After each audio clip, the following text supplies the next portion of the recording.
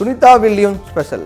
பூமியில் முதல் நாள் சுனிதா வில்லியம்ஸ்க்கு எப்படி இருக்கும், என்ன நடக்க போகிறது அப்படிங்கிறத பற்றி நம்ம பார்க்கலாம்.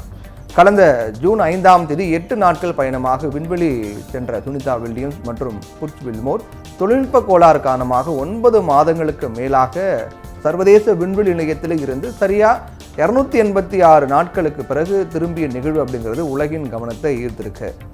சர்வதேச விண்வெளி நிலையத்தில் சக பணியாளர்களான நாசாவின் நிக் ஹேக், ரஷ்யாவினுடைய விண்வெளி வீரர் அலெக்சாண்டர் கோர்புனோவ் ஆகியோரோடு சேர்ந்து இவங்க பூமிக்கு திரும்பினாங்க. அவங்களுக்கு பதிலாக இப்போ ஸ்பேஸ் எக்ஸ் நிறுவனத்தின் க்ரூ 10 விண்கலத்தின் மூலமாக சர்வதேச விண்வெளி நிலையத்திற்கு போயிருக்கக்கூடிய ரஷ்யா, ஜப்பான் மற்றும் அமெரிக்காவை சேர்ந்த 4 விண்வெளி வீரர்கள் அங்கே அவங்களுடைய பணிகளை தொடருவாங்க அப்படின்னு சொல்லப்பட்டிருக்கு. இங்கிருந்து 4 பேர் போயிருக்காங்க. 4 பேர் போய் ஸ்பேஸ் ஸ்டேஷனில் விண்வெளி நிலையத்தில் அவங்களுடைய பணியை தொடருவாங்க. அங்கிருந்து ஒரு 4 பேர் இப்போ பூமிக்கு வராங்க. பூமிக்கு வரக்கூடிய நிகழ்வு அப்படிங்கிறது நடந்திருக்கு. முன்னதாக சர்வதேச விண்வெளி நிலையத்தில் தங்களோட உடன் பணிபுரிந்த மற்றும் புதிதாக இணைந்திருக்கக்கூடிய வீரர்களுக்கு சுனிதா வில்லியம்ஸ் மற்றும் அவங்க டீம் பிரியா விடை கொடுத்திருக்காங்க. விண்கலம் டு பூமி சுமார் 17 மணி நேரம் பயணம். இந்த நீண்ட நெடிய பயணம் தான் விண்கலம் டு பூமியாக இருக்கு. சுனிதா வில்லியம்ஸும் புட்ச் வில்மோரும் போயிங் ஸ்டார்லைனர் மூலமாக போன ஜூன் 5ஆம் தேதி விண்வெளி நிலையத்துக்கு போனாங்க.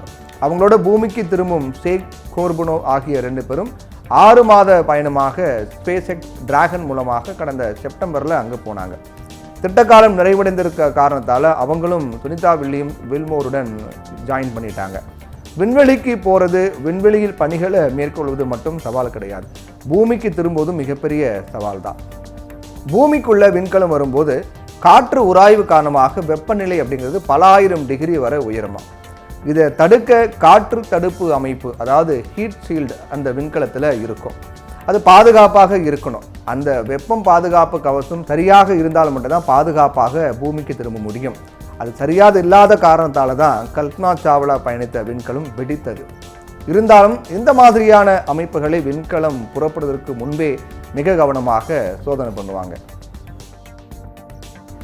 இன்னைக்கு ஒட்டுமொத்த பேரும் உச்சரிக்கக்கூடிய ஒரு பெயராக இருப்பது சுனிதா வில்லியம்ஸ் தான். அதிலும் குறிப்பாக அவங்க இந்திய வம்சாவழியை சேர்ந்தவர்கள் அப்படிங்கிறது இந்தியாவுக்கு ஒரு கூடுதல் சிறப்பாக இருக்கு.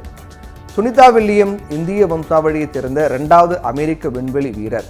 கல்பனா சாவ்லாவுக்கு அடுத்தபடியாக சர்வதேச விண்வெளி நிலையத்தின் எக்ஸ்பெடிஷன் 14 குழுவில் இந்திய வம்சாவழியை சேர்ந்த சுனிதாவை நாசா சேர்த்துக்கிட்டாங்க. சுனிதா வில்லியம்ஸ் பிறந்தது வளர்ந்தது எல்லாமே அமெரிக்காவில் இருந்தாலும் கூட அவனுடைய தந்தை ஒரு இந்தியர். குஜராத்தின் மெக்ஹானா மாவட்டத்தில் இருக்கக்கூடிய ஜூலாசன் கிராமம் தான் அவங்களுக்கு பூர்வீகம்.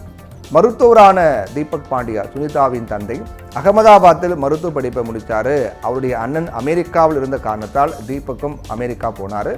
அமெரிக்கா போன தீபக் அங்கு அவர் உர்சுலின் போனி அப்படிங்கிற பெண்ணை திருமணம் செய்து கொண்டார்.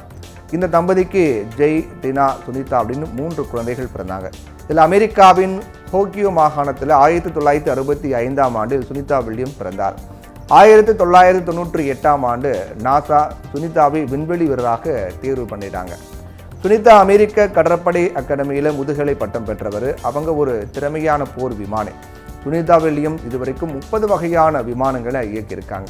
அதில் அவர் 2700 மணி நேரம் பறந்த அனுபவத்தை பெற்றிருக்காங்க. படிப்பை முடித்த சுனிதா வில்லியம்ஸ் கடற்படையில் விமானியாக தன்னுடைய பணியை தொடங்கினாங்க. சுனிதா வில்லியம்ஸ் 9 மாதங்களுக்கு மேலாக சர்வதேச விண்வெளி நிலையத்தில் தங்கியிருந்தாங்க. இதன் மூலமாக விண்வெளியில் நீண்ட காலம் தங்கிய முதல் பெண்மணி அப்படிங்கிற சாதனையை அவங்க படைத்திருக்காங்க. ஆனால் இது சுனிதாவின் முதல் வரலாற்று சாதனை கிடையாது. 2006-7ஆம் ஆண்டில் தன்னுடைய முதல் விண்வெளி பயணத்தின் போது அவங்க 29 மணி நேரம் 17 நிமிடங்கள் விண்வெளியில் நடந்தாங்க. இதுவே இதுவரை ஒரு பெண் பதிவு செய்த மிக நீண்ட விண்வெளி நடையாக இருக்கு. இப்போ மேலே நாம குறிப்பிட்ட இந்த காலகட்டத்தில் அவங்க 4 முறை விண்வெளியில் நடந்திருக்காங்க. சுனிதா வில்லியம்ஸ் 3வது விண்வெளி பயணம், இப்போ போன பயணம் 3வது விண்வெளி பயணமாக இருக்கு. இந்த 3 பயணத்திலும் சேர்த்து மொத்தமாக 9 முறை விண்வெளியில் நடந்திருக்காங்க சுனிதா வில்லியம்ஸ்.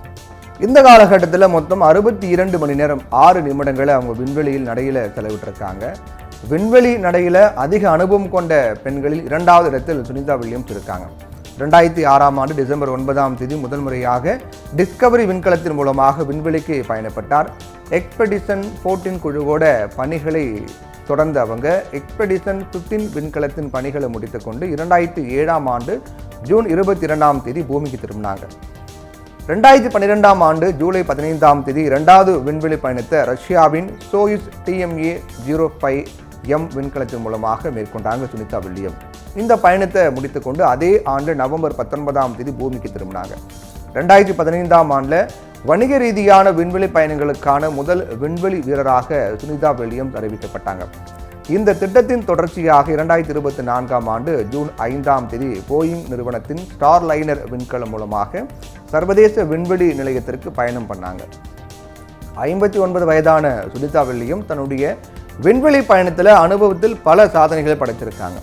கடந்த காலத்தில் சுனிதா விண்வெளிக்கு செல்லும் போது சமோசா மற்றும் பகவத்கீதையை அவங்களோட எடுத்துக்கிட்டு போனாங்க. இது பல்வேறு விவாதங்களை எழுப்பியது. இதை பற்றி சுனிதா வில்லியம்ஸே பேசும்போது, இது என்னுடைய மனதிற்கு ரொம்ப நெருக்கமானது, அது என்னுடைய தந்தை எனக்கு கொடுத்த பரிசு, நான் எல்லோரையும் போலவே விண்வெளியிலும் இருக்கேன் அப்படிங்கிறத எடுத்துக்காட்ட இது உதவுது அப்படின்னு சொன்னாங்க சுனிதா வில்லியம். விண்வெளியில மாதக்கணக்கில் தங்கினா அவங்க உடலில் என்னென்ன மாற்றங்கள் ஏற்படும் அப்படிங்கிற கேள்வி இருக்கும். 286 நாட்கள் விண்வெளியில் இருந்துட்டு பூமிக்கு வரும்போது அவங்களுக்கு என்னென்ன மாற்றம், பூமியில் அவங்களுடைய முதல் நாள் எப்படி இருக்கும், 286 நாட்களுக்கு பிறகு முதல் நாள் பூமியில் எப்படி இருக்கும் அப்படின்ற ஒரு சந்தேகம் கேள்வி எல்லாம் இருக்கும். நிச்சயமாக அது மிகப்பெரிய சவாலாக தான் இருக்கும். ஒரே பயணத்தில் விண்வெளியில் அதிக நாட்கள் இருந்ததுக்கான சாதனை இப்போ 437 நாட்களாக இருக்குது. அந்த சாதனை படைத்தது யார் அப்படிங்கிறத நம்ம பின்னாடி பார்க்கலாம். விண்வெளியில் நீண்ட காலம் இருந்தால் ஒரு விண்வெளி வீரருடைய தசை, மூளை மற்றும் குடலில் இருக்கக்கூடிய பாக்டீரியா அப்படின்னு அவங்க உடலில் ஆச்சரியமான வழியில் நிறைய மாற்றங்கள் நிகழலாம் அப்படின்னு சொல்கிறாங்க.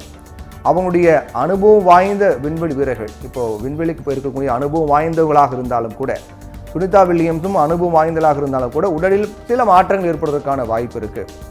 விண்வெளியில் விசித்திரமான குறைந்த ஈர்ப்பு விசை சூழ்நிலையில் நீண்ட நேரம் இருந்தால் அவங்களுடைய உடலில் பல பாதிப்புகள் ஏற்பட்டிருக்க வாய்ப்பு இருக்குது. சுனிதா வில்லியம்ஸ் உடலில் பல பாதிப்புகள், மாற்றங்கள் ஏற்பட்டு இருக்கும். நாசாவினுடைய விண்வெளி வீரர் பிராங்க் ரூபியோ சர்வதேச விண்வெளி நிலையத்தில் ஓராண்டுக்கு மேலாக, அதாவது 371 நாட்கள் தங்கியிருந்தார். ஒரே விண்வெளி பயணத்தில் நீண்ட காலம் விண்வெளியில் தங்கியிருந்த விண்வெளி வீரர் அப்படிங்கிற சாதனையை 1990களில் ரஷ்ய விண்வெளி வீரர் வலேரி பாலியாக்கோவ் கைப்பற்றினார்.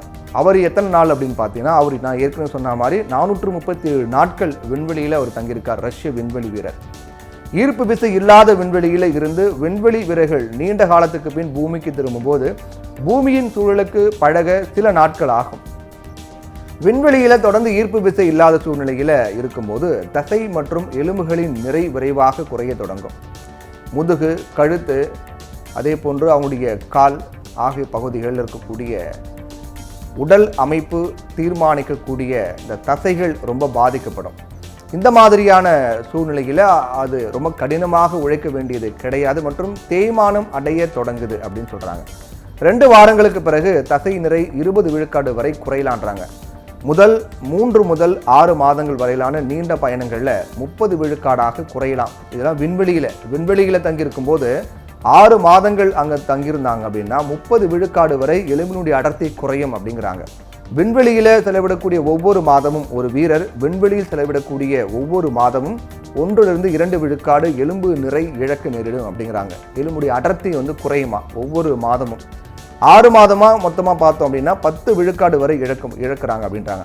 ஆனால் அந்த பூமியில் கம்பேர் பண்ணி பார்க்கும்போது பூமியில் வயதான ஆண்களும் பெண்களும் ஒவ்வொரு ஆண்டும் 0.5 விழுக்காட்டிலிருந்து 1 விழுக்காடு அப்படிங்கிற அளவில் தான் எலும்புடைய அடர்த்தி குறையுது. அப்போ பூமிக்கும் விண்வெளிக்கும் எவ்வளோ வித்தியாசம் பாருங்க. பூமிக்கு திரும்பிய பிறகு அவங்களுடைய எலும்பு நிறை இயல்பு நிலைக்கு திரும்ப 4 ஆண்டுகள் வரைக்கும் ஆகலான்றாங்க. இந்த மாதிரி நடக்காமல் இருக்க விண்வெளி வீரர்கள் சர்வதேச விண்வெளி நிலையத்தில் இருக்கும்போது ஒரு நாளைக்கு 2.5 மணி நேரம் உடற்பயிற்சி மற்றும் தீவிர பயிற்சி மேற்கொள்கிறாங்க. அங்கே புவியீர்ப்பு விசை மிக குறைவாக இருப்பதால் விண்வெளி வீரர்களுக்கு ஆரோக்கியமான எடையை பராமரிப்பது இன்னும் கடினமான சவாலாக இருக்கும். நாசா தன்னுடைய விண்வெளி வீரர்களுக்கு பல்வேறு வகையான சத்தான உணவுகளை கொடுப்பதை உறுதி பண்ணுறாங்க. இருந்தாலும் விண்வெளி பயணமானது ஒரு விண்வெளி வீரருடைய உடலை பாதிக்கலாம். பூமியில் ஈர்ப்பு விசை நம் உடலில் இருக்கக்கூடிய இரத்தத்தை கீழ் நோக்கி செல்ல உதவுது. அதே நேரத்தில் இதயம் அதை மீண்டும் மேல் நோக்கி செலுத்த உதவுகிறது. விண்வெளியில் இருக்கும்போது இந்த செயல்முறை பாதிப்படைகிறது. இதனால வழக்கத்தை விட அதிகமாக தலையில் ரத்தம் சேரக்கூடும்.